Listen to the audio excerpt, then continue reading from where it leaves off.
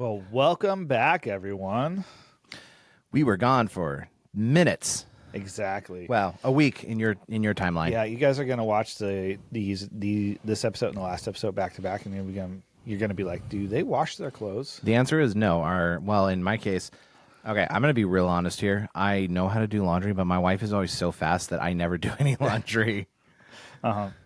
Yeah. That's because my wife is like superhuman with doing laundry. Like literally the second, like you got to be careful if you want to wear something a second time, don't drop it on the ground because it goes in the laundry. That's how my wife is too. Like, you'll make coffee and you'll be like, I'm gonna sit down for 5 minutes and drink my coffee, and you'll sit down for 5 minutes, drink your coffee, and you'll be like, well, dishes got done, laundry got done, everything got done in 5 minutes. There are women listening to this and they're like, no, that's just men. I was like, that's quite possible, but also my wife is like superhuman, I swear. Yeah. Well, so my wife, like, one day, you know the story, but she comes home and she's like, I need your help. It's like, okay. And so I walk outside, and backed up to our deck is the truck with like a 200-pound massage chair in the back of the truck. Yeah. And I was like, how'd you get that up there? She's like, oh, I just lifted it into the back. Yeah. Now the truck we had at the time is a 2004 Chevy 2500 with a toolbox bed. The bed's like 4 feet off the ground. And I was like, okay, yeah, right. Like, who helped you? She's like, no, I just lifted it in there. Yeah. And then I was like, that's not surprising to me. I was like, okay. It's like, great. All right. So like when we're saying that like our wives are crazy, they legit are. By crazy, we mean awesome. Crazy, Yes. awesome. Crazy awesome. Because they may listen to this one. This may be the podcast episode they listen to. So, and if that's the case, we love them so much. Yeah. All right. Well, we're in week 4 of our Covenant series. And so we have talked about the Adamic. We've talked about the Noahic and how those are connected. And then we talked last week about the Abrahamic, and we're going to be talking about the Mosaic Covenant. By the way, the Mosaic and the Abrahamic are going to be kind of related in that they're for the same group of people. But it's very important that you understand these separately from each other, especially as we get into the New Testament. Yes. Right? Because there is a call on the life of Gentiles that is not the same as the call on the life of Jews. Yes. And it means that God is the king, and he gets to tell us what we're supposed to do, and he has called different people to live different ways to put his glory on display for all the world. Yeah, a simple comparison is we live in Alaska, right? Alaskans are very different than Floridians. Right. Right. So like if we went down to Florida and said, no, this is how you live, Right. we'd have a lot of people laugh at us, and vice versa, right? Yeah. But on the flip side, we're both Americans. Yes. And so there is a lot of things that are in common between us, but there is just different things about how we engage life, and there's not a right or wrong about it. Yep. Absolutely. It's about, in our case, like what are we called to be as how we were born. Yeah. So, absolutely. Going back to, so if you're unfamiliar with the Mosaic Covenant, this is going to be the covenant that God gives to the people of Israel at Mount Sinai after they do the golden calf. If you didn't hear me mumble, I said, the golden calf portion, and God is affirming like his call on them and we all have embarrassing stories. Yeah, we all have embarrassing stories. Okay. And then it's also going to cover the rest of Torah, right? Because you're going to have like this in the same way with the Abrahamic. You have the covenant that takes place over like 6 chapters. Yeah. But then the rest of the book of Genesis is like this reaffirmation of this covenant, generation to generation, and God working it out for each person. Yes. Same way with the Mosaic covenant, and really for the rest of the Old Testament, you're going to see this covenant that comes up with Moses at Sinai, and how it's carried on with the Jewish people throughout the rest of their history up till Jesus. Yes. Right? And so one of the places I want to take a look at first is in Exodus 19:24. So just to give you a quick synopsis, once again, we did cover a lot of this in our season last season when we covered Torah. So what happens is they arrive at Mount Sinai. The Israelites, they camp at Mount Sinai after they leave Egypt. Moses then goes up the mountain, and God calls him to convey a message to the people, which means he has to go back down the mountain, then back up the mountain, then down the mountain, because Moses needs to get his steps in. Apparently. So God offers a covenant promising Israel that they will be his treasured possession, which we're actually going to read that in just a minute, a holy nation if they obey. The people go, yep, that sounds good. Then God instructs Moses to then consecrate the people and prepare them for his presence, right? Which is very, the imagery that's happening at Sinai is definitely that of a wedding, especially Middle Eastern wedding, right? And so then the people, they washed their clothes. They refrained from approaching the mountain. But on the third day, God descends on the mountain in fire and smoke with thunder and a loud trumpet sound, which, by the way, should sound familiar if you're familiar with the book of Acts. It happens again. And the people are terrified, and they express their fear, and they ask Moses to speak to God on their behalf. And that actually occurs, that specific conversation occurs in chapter 20. The people don't want to talk to God face to face, even though God was willing to meet them there. They're like, nope, we're terrified. And so we're actually going to put somebody between you and me. Yeah. Which, by the way, is not a good way to have a relationship. No. Right? That's not the way that it was intended to be, but it is the way that God is going to choose to work through his people because he's also going to respect them. Yeah. Funny story that kind of relates to this is years ago, my wife and I, we were working at the same organization. Her office, my desk sat right outside her office. I had a little cubicle space. And I often would have people come up to me. I was not her secretary. I was not any of that. I'd have people come up to me and be like, "Oh, do you know where she's at?" And I was like, "Well, do you have her phone number?" And they're like, "Yeah." I was like, "You should give her a call." Yeah. Right? Like, I'm not middleman for this, right? We had two totally different jobs, different departments. We just happened to have desks that were close to each other. Yeah. So there would be times where she would be at her desk around the corner, and people would walk up to me, not even look to see if she was there, and be like, "Oh, do you know where Lindsay's at?" And my answer was the same. "Yeah, do you have her phone number?" Like, "Yeah, oh, you should give her a call." They'd be like, "Okay," then they give her a call, then they hear her phone ring at her desk, which was right over there. Right. And then they'd kind of look at me and be like, "What?" But like the point being is like when you're trying to have conversation or relationship with someone and you are trying to do that through somebody else, it never works. Right. This is by the way, it's like I'm going to make an application here that isn't necessarily in the text, but it's something that is really important because it's going to come up back in Matthew and just with like a lot of like the connection with people. When you have issues with somebody else, don't talk to somebody like a third party about it. Yeah. Like there are circumstances where talking to the third party might be preferential, like if you're afraid or if you're concerned like about like your own well-being and something and you need to involve a third party. 100%. Outside of that, if you're like, I just don't want an uncomfortable conversation, well, get uncomfortable and restore your relationship with your brother or sister. Like go and have the uncomfortable conversation and at least figure out a way to amicably move forward. Right? Yep. Stop involving other people and getting them involved in your gossip. I feel like there's a whole like chapter of the Bible about this, but Yeah. Yeah. That's another podcast episode. Well, you've only read 10 chapters of the Bible, so that's a callback to the previous episode. Anyways, that's going to get snapped out, and somebody's going to be like, "Oh, Spencer doesn't read." No. Oh, yeah. I want to read this passage here, which I think is the actual like summing up of the covenant that God is actually giving them. So once again, this is like a marriage, right? If you look at the 10 Commandments as like a ketubah, which is the ancient like, this is who I am and this is who I expect you to be.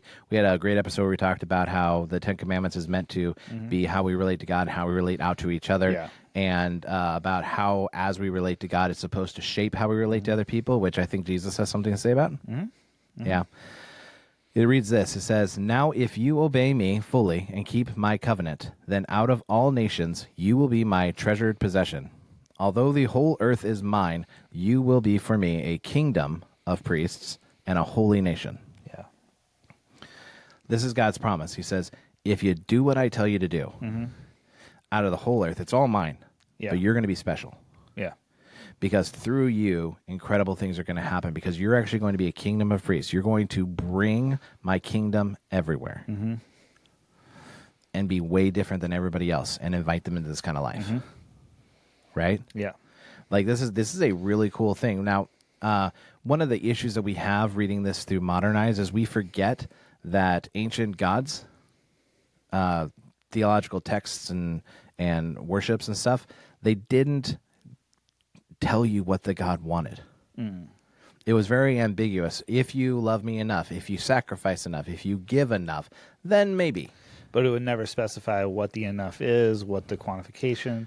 It was always so ambiguous, Yeah. and and then if like your crops fell, well, you just didn't love God enough, right? Yeah, it would be like, it'd be like if you entered into a business deal, and you were saying, okay, what is there's upfront costs. You're like, what is our break-even point? Like, where's our break-even numbers? And people are like, well, you think, blah, and then you're like, that inspires how much confidence in you. Yeah. They're like, it's real ambiguous, but, just keep putting in your effort and you'll probably make it there. Right? God might be pleased with you. Like, if someone was trying to get you to invest in a business and that was your sales pitch. Yeah. Even if you're in the middle of that, man, that's a place of like anxiety. Like, am I doing enough? And then you're quantifying like your work. Like your work is now the definitive measure of who you are. But God says, I'm going to give you a list of things that I want you to do because they're important to me and they relate how you're going to talk to me, and it's going to be how you treat other people.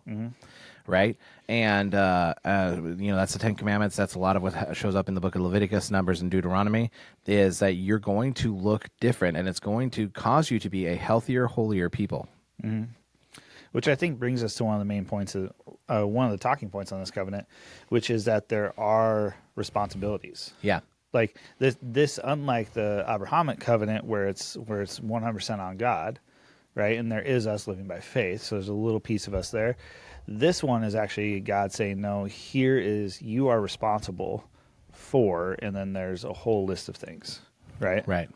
There's a whole list of rules that you need to follow, you need to abide by. Yeah. And those rules aren't meant to be restrictive. If you actually compare those to, we've talked about this on the podcast too, but if you actually compare those to the other religions of the day, you would find that those rules and regulations were very freeing, very uplifting. They provided more equitable status across everyone in the nation. It refrained from things like child sacrifice and so on and so forth. And Paul's actually going to mention in the book of Galatians, he says, like, the purpose of the law was always supposed to be your guardian. To bring you to the point where you were fully embraced by Torah made flesh. Yes. Right? Jesus Christ. Right?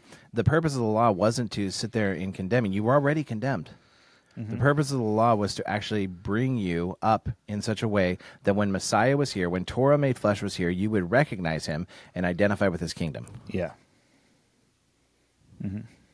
So there is a responsibility placed on the Israelites, says, listen, I want to do these things for you, but you can't be telling the wrong story. Yeah. Right? It's not God's not like, do this or else. He's like, no, if you want the blessing, and he's fully clear with them. He's like, hey, this is what I want to do. Do you want to be a part of it? And they're like, woohoo, yeah, woo. And he's like, cool, I'm going to come down there. And then they're like, whoa, hold up, right? And a lot of what they're going as they go through is God says, I want you to be different. I want you to be different. I want you to be a different kind of people in the world. And then throughout the story of Torah, and you're going to see this if you listen to last season's episodes, they keep wanting to be like everybody else. And God's like, no, you're not supposed to be like everyone else. That's the point. You're different. You're going back to the default of what humanity is supposed to be, leading the way for the kingdom to come to earth. And they're like, yeah, but pig bones. Yeah. Right? They're like, but God, have you tasted bacon? Right?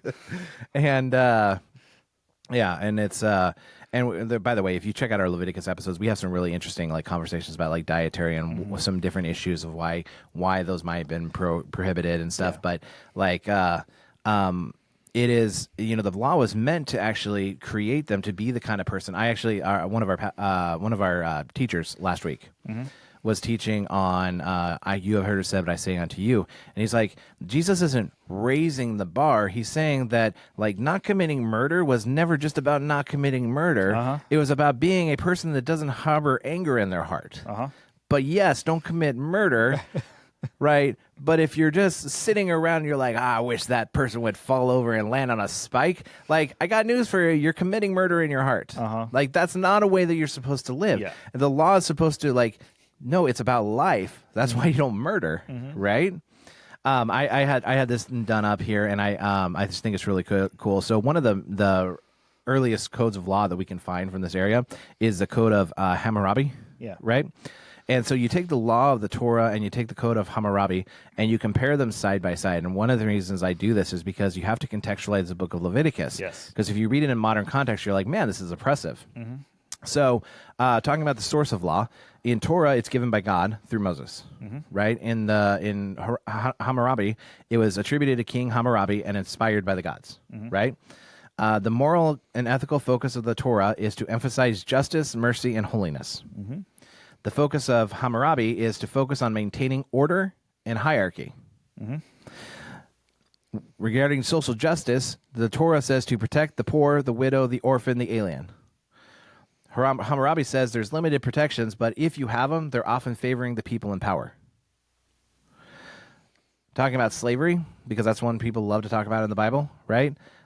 In the Torah, slaves have rights. Hebrew slaves have to be freed every 7 years. That's showing up in Exodus 21, and they are not second-class citizens. You can't treat them as nothing. Hammurabi says there's harsh conditions, but slaves are most likely seen as property owning to the person who owns them. In punishments, Torah talks about proportional justice, being that it can be an eye for an eye or a tooth for a tooth, but you can't take a life for a tooth, right? In Hammurabi, it's often severe and class-based penalties. Talking about property rights, there's detailed laws of restitution in Torah, that if you do this for your person that you took from. Restitution often favors property owners in Hammurabi's law. Just a couple more here. In religious practice, Torah is centralized worship and strict monotheism. It is everybody's supposed to be together and with one person, right? Hammurabi is polytheistic, and there was tons of different rituals out there, like all sorts of different, you go do your own thing. And then finally, talking about family law, there was an emphasis in Torah on marital fidelity and protection of women. In Hammurabi, there was emphasis on marital fidelity, but it was strictly about patriarchal control and not about protection of women. So you start to, and this is just one law, right? We're not talking about the law of the Chaldeans. We're not talking about the law of the Egyptians, like comparing them. Leviticus is radical in its day. It is a hippy-dippy law telling them, God's saying, no, you're going to be different. You are going to be a different kind of people. And when you live this, it actually says in Leviticus, it says, if you live by these things, then I will tabernacle among you. Means that I will make my physical dwelling among you. And guess what? He did. His name is Jesus. Physically tabernacled among us. Yep. Yeah, so you have to contextualize these things, right? You have to do that, especially when you're talking Torah. Yeah. Otherwise, you get, otherwise you just get a whole bunch of misinformation out there. Yeah. And so you, and I want to just preface this a little bit, but I would encourage you to go research what known laws there are, the known legal systems there are surrounding Israel or the Hebrews at the time. Yeah.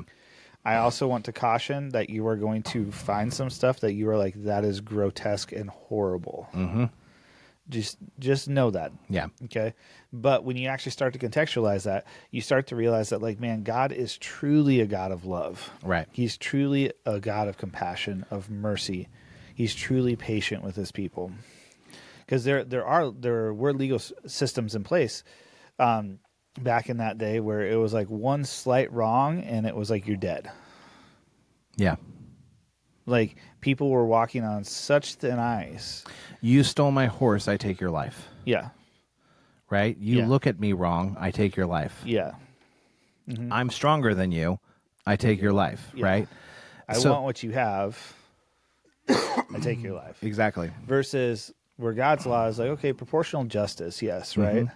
Eye for an eye, tooth for a tooth, which, by the way, even in Levitical law is allegory. Yeah. It's not literal. Yeah. But eye for eye, tooth for a tooth, like proportional justice. He's like, yes, 100%. He's like, but if someone gives you a scratch, you can't break their arm. Yeah. So what is the purpose then of this Mosaic Covenant? Like, what is God coming and actually doing with them? He's making them a prototype of what humanity is supposed to look like. Yeah. Right? Because the Torah is going to represent the nature of God, right? It's going to represent who God is. That's why when in John it says, in the beginning was the Word was with God, the Word was God, he was with God in the beginning. Jesus is the Torah made flesh. Yeah. I've always looked at it as God being like, I'm making this covenant with you to return you to who you're supposed to be. Correct. Yeah. Not necessarily like a making new. We've used that term making new. Yeah.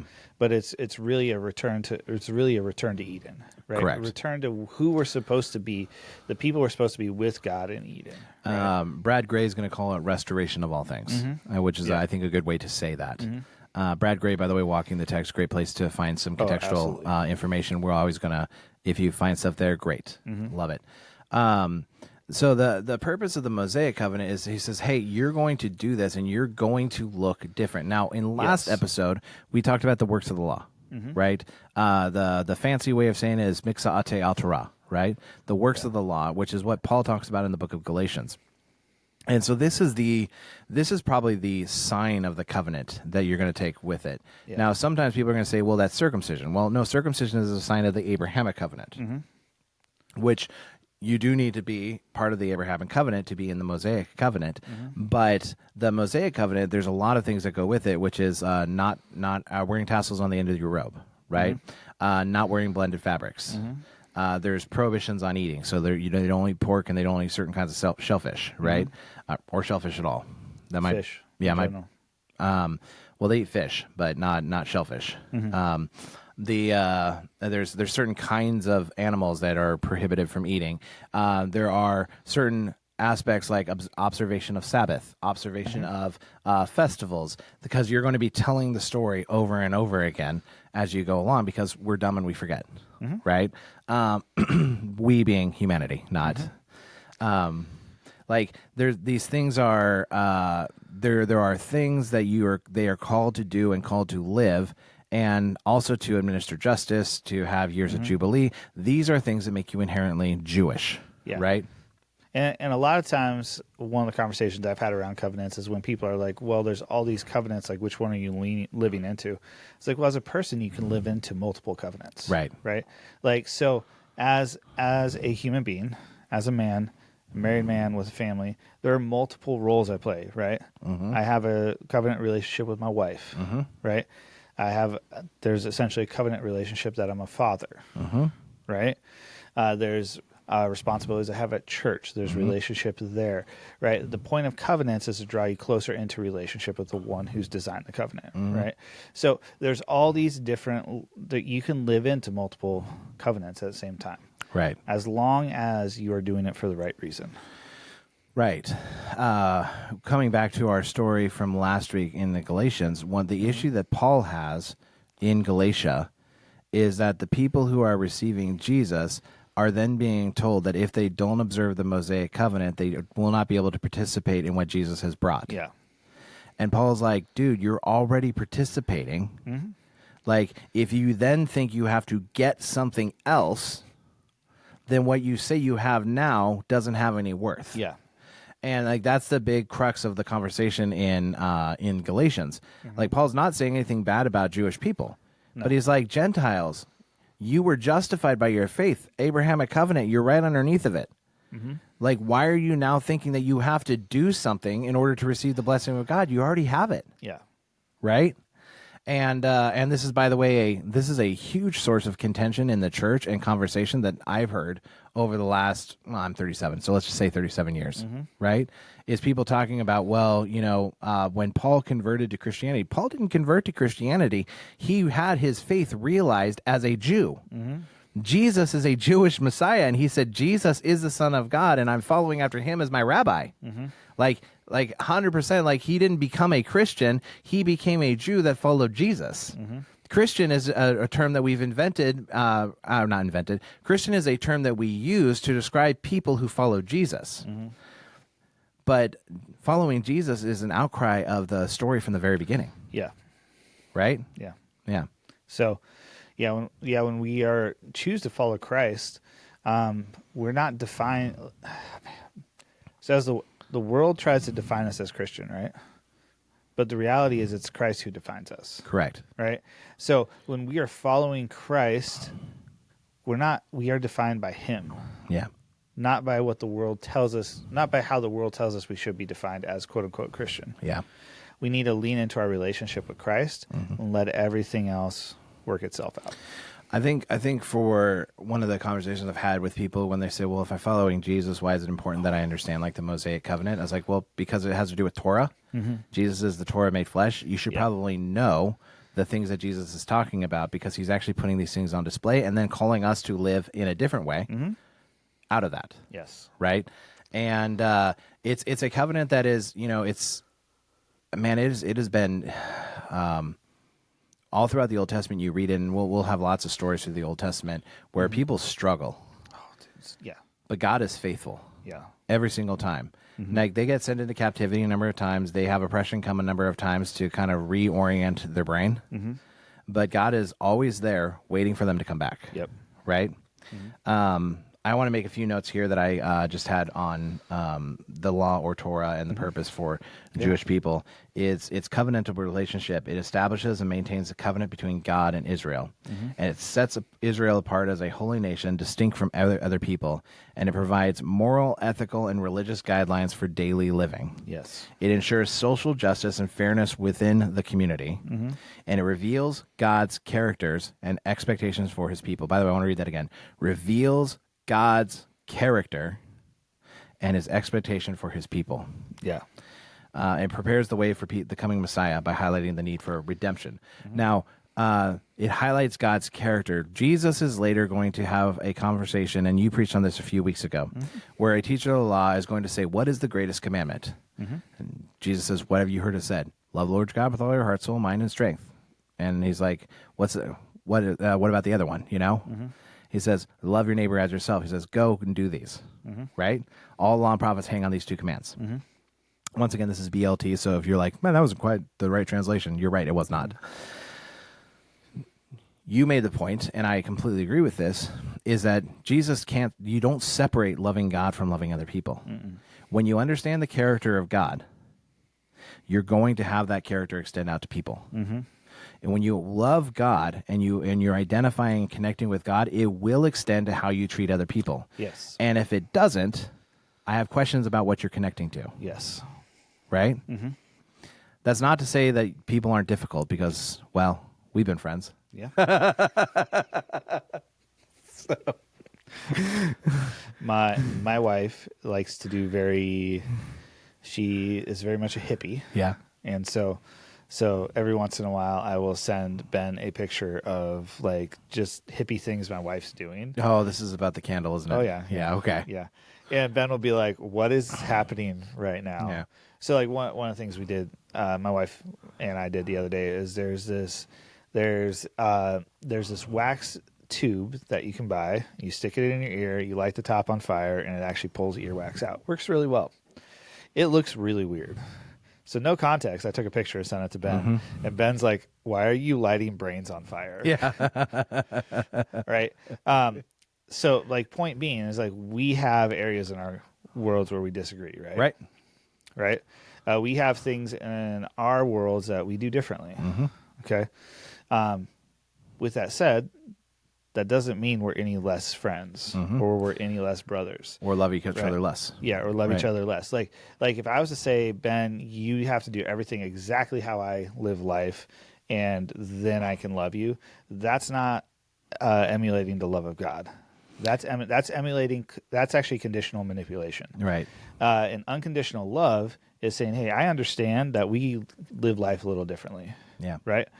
I understand that you have some priorities in your life that I don't have, and I have some priorities in my life that you don't have. Right.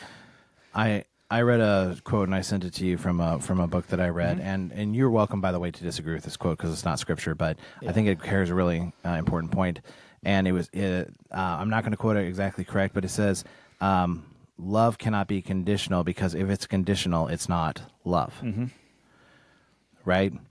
And it's not true love if it's actually conditional.